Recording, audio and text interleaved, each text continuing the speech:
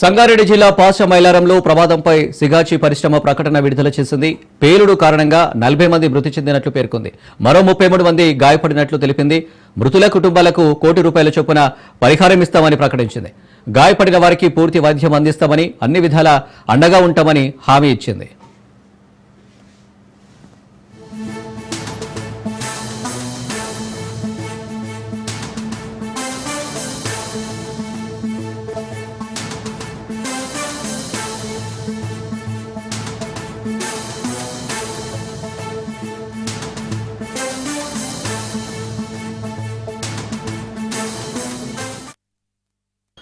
సిగాచి తరఫున company secretary Vivek Kumar ఈ మేరకు ప్రకటన విడుదల చేశారు. ప్రమాదంపై స్టాక్ మార్కెట్లకు ఆయన లేఖ రాశారు.